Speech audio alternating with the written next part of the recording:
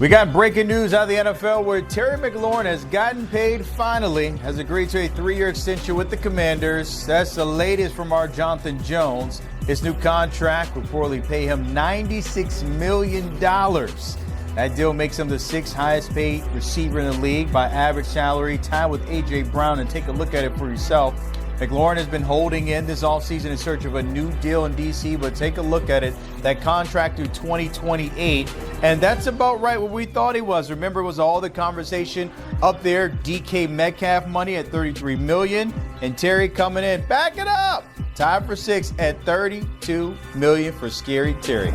Joining me now, my guy, Jayden, who's actually very excited that this deal is done. When it comes to Terry getting his money, your reaction to this today?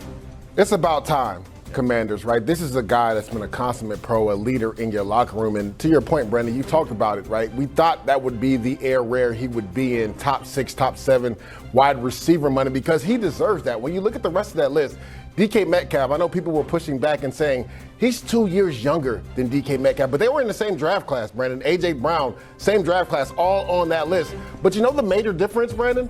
The consistency that they've had at quarterback versus of what Terry McLaurin has had, which has been the opposite of consistency. He's played with 8 different quarterbacks, Brandon, and no matter what, every single year he goes over 1,000 yards. And again, we see it right there, highest paid receivers. He's tied 6th with A.J. Brown. That's where I thought he should be in that range, $33, $32 million. And I think Dan Quinn knew and Adam Peters knew, the GM, that this is a guy that's been a consummate leader on our team. It's not just about what he does on the field.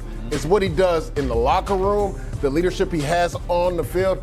And again, 2nd in the NFL in receiving touchdowns last year. So this is a great job by the Commanders. Wish it was done earlier so he can get acclimated to the training camp lifestyle and get ready for the season. But glad it got done with about 2 weeks to start the NFL season. Plenty of time to get ready for week 1 there. For you, bigger winner here, the organization, Terry, or Jayden Daniels when it comes to this deal getting done?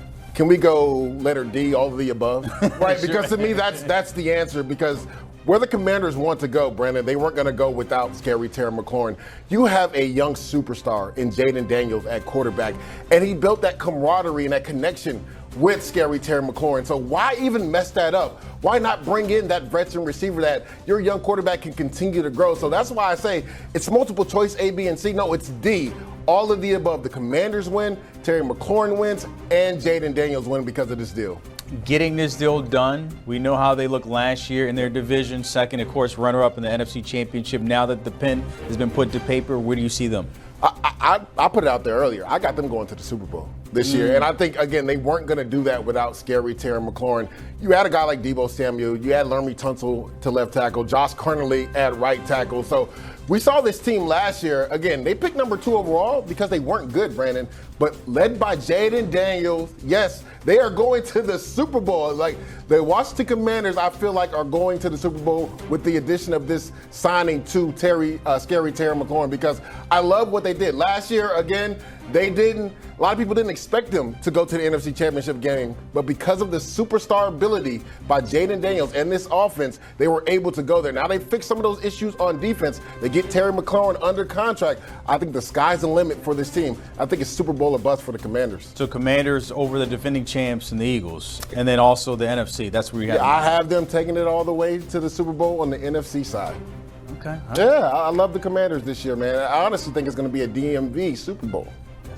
The Ravens and the Commanders. I'll never live this one down. Of course, you add Deebo Samuel on the opposite side. What does that look like with Terry, obviously the number 1 and Deebo number 2? Yeah, you love that they have different skill sets. And we kind of saw a little bit of that from Deebo Samuel throughout preseason game, because we saw him get a speed sweep on the outside. He's a guy that can run the football out of the backfield. He's a guy that's going to be a tone setter, where Terry McLaurin is going to be that guy that destroys the middle of the field. And then we saw it last year, Brandon, on some of those screen plays. He has the speed to take it the distance. He's a tough competitor. So these guys are both tough competitors, but they have different skill sets. So it'll be interesting to see how Cliff Kingsbury uses those skill sets. Will Deebo line up in the backfield sometimes to Scary Terry on the outside? Will he give some of those speed sweeps to Deebo Samuel? Will those screen plays, instead of of going to scary Terry McLaurin, will they go to Deebo Samuel? I can't wait to see how they use this offense because it's going to be an explosive offense. Again, I want to remind people, 3 years, $96 million. Terry McLaurin agreed to that deal with the Commanders. And, of course, sports reporting that our Jonathan Jones,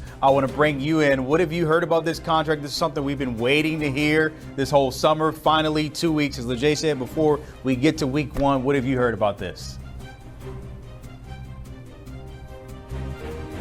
McLaurin is back with the Washington Commanders. That is the way, really, this has been trending for some time. When you consider what he means to that organization, when you consider what he does in that offense, right? He is a 1,000-yard receiver every single year, similar to Mike Evans, right?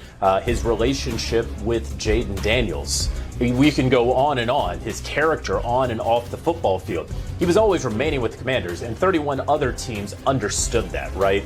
There was never any real trade talk. While other teams surely were interested in his services, they didn't believe that he was ever going to come available to them. And so now you get this deal done. It's a 3-year extension that is going to carry him through the 2028 season with the Washington Commanders. I know there are some initial reports out there about this money. I would just caution slightly about the $96 million, that it averages $32 million per year. I think there's going to be some inflated numbers involved there. I won't at all be surprised to see when the real numbers come in, if this is a little bit closer to 30, be it just a shade under that. We'll see again when those numbers ultimately come in. But the point being, everyone feels good about this deal for Terry McLaurin. He has gone about things the right way with this organization over the last several years. They want to build off of last season and continue that. And so now he is back in the fold with the Washington Commanders.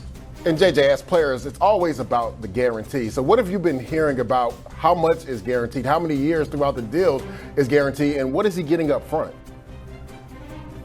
Yeah, again, those are the numbers that we're hoping to get at some point. Initially, right, you want to get the biggest number out there, so I think that's what's happening right now. We talk about how he is signed through the 2028 season. At that point, he'll be in his mid-30s, and so usually you never see the end of that contract. So we'll ultimately see what those numbers wind up being, but surely he wins in terms of getting the headline with the average annual value, right? He can be in that graphic tied with an A.J. Brown at 6th, and so we'll see what that number winds up being. Again, it's difficult when you get a 30-year-old wide receiver, right, no matter what he means to the team, because there's not a great comparison for it, right? Outside of a Mike Evans, you look at a Cooper Kupp, you look at a Devontae Adams, there's just not a ton of comps out there.